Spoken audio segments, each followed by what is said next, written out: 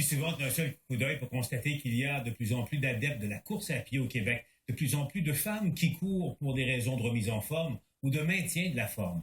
Karine Champagne de TVA Sport lève le voile ce soir sur une réalité plutôt sombre. Être femme et courir au Québec n'est pas toujours de tout repos.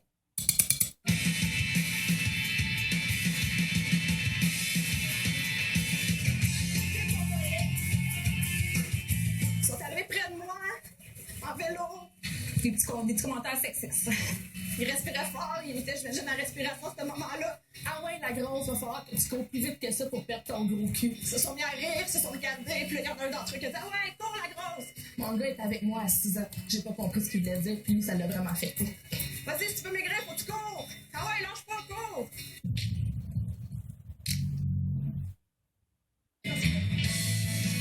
La course à pied n'a jamais été aussi populaire au Québec. Des gens de tous âges, toutes grandeurs, toutes grosseurs arpentent les rues essoufflées. Mais parmi ces milliers de coureurs, des centaines ont vécu l'intimidation. Oui, vous avez bien entendu. Des hommes, des femmes en sont victimes et ils sont bien plus nombreux que vous ne le pensez. C'est sur ma page Facebook que je me suis rendu compte qu'il y avait un problème au niveau de l'intimidation parce qu'il y avait énormément de filles qui commençaient à me raconter ce qu'elles se faisaient dire quand elles s'entraînent. Traitées de grosses, traitées d'anorexiques, se faire intimider. J'ai réussi à en convaincre quelques-unes de témoigner. L'histoire la plus troublante vient d'Isabelle. Elle court dans ce secteur de Hochelaga pour la première fois depuis des années. C'était un dimanche après-midi, il était à peu près 3 heures. J'étais dans le coin, j'avais 8 km de fait à peu près sur 14, puis il y a un gars qui est arrivé en sens inverse, on s'est comme croisés. Il était au cellulaire, donc il ne s'occupait pas de ce qui se passait dans la route. Moi, je courais dans la piste cyclable, et quand il m'a vu, quand il a levé les yeux de son cellulaire, il a eu peur. Fait qu'il est passé à côté de moi, et au lieu de juste de faire, j'ai eu peur, il m'a insulté, il a baissé sa fenêtre, puis il a dit « Ma crise de grosse, qu'est-ce que tu fais à courir dans la rue? Retourne donc chez vous, t'as pas d'affaire à courir. » Fait que là, moi, je suis en train de courir, il me reste 6 km à faire. Fait que j'ai levé les bras en voulant dire « Ah, moi, j'ai mal, là. » Puis j'ai continué à courir, mais il a pas aimé ça. Fait qu'il a fait un U. Là, j'ai bien vu qu'il revenait. Hey, il revient. Je savais là, qu'on allait s'affronter, selon moi. Là. Fait que quand il est revenu, là, ça a commencé. Là, il a eu une diarrhée verbale. Il me traitait de grosse, de conne, d'épaisse. Il m'a dit de retourner chez nous, que je devais pas faire d'exercice. Fait que moi, à un moment donné, je me suis obstinée avec, il s'est penché, il a ouvert son coffre à gants, il a sorti 2 gommes, il m'a pointé, il a pointé Marc. Puis là, mon chum m'a dit, t'es bien niaiseux, on a ta plaque d'immatriculation. Le gars, il est parti. Moi, je me suis mis à trembler, il y avait une petite passante qui passait, on a arrêté, on a monté son cellulaire, on a appelé la police, puis ça s'est fini au poste, on faisait une déclaration. Impossible d'imaginer qu'un entraînement de 14 km tournerait au cauchemar et que le fil d'arrivée serait devant le tribunal. L'agresseur a été reconnu coupable de menaces à main armée en mars dernier. C'est difficile parce que déjà, moi, d'avant, je faisais 250 livres. J'avais jamais couru. Je courais pour une cause. Excuse-moi. Moi, ça m'a traumatisée pendant des semaines et des semaines.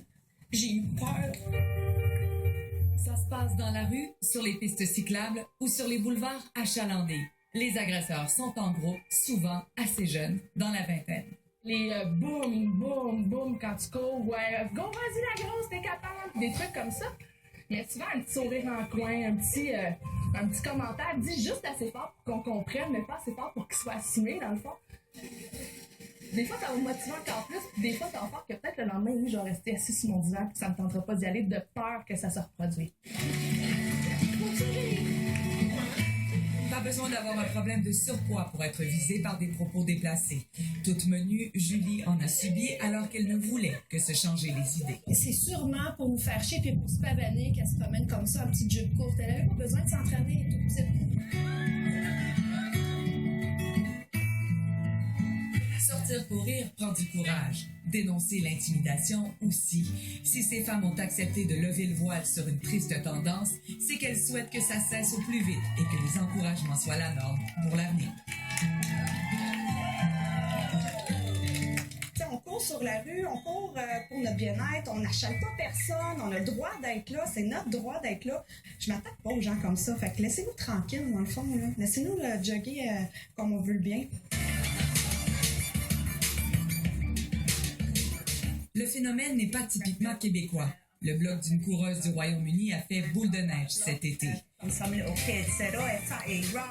Après avoir été traitée de grosse, Julie Crawfield a lancé la campagne Too Fat to Run afin d'encourager les femmes à bouger malgré leur surpoids.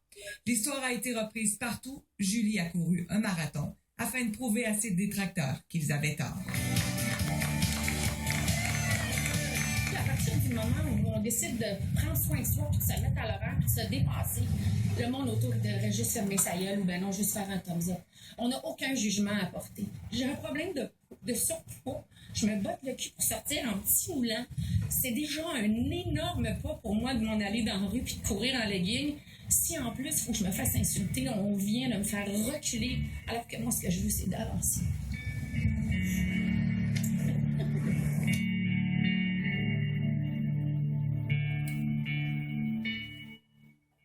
J'en profite pour vous rappeler que vous avez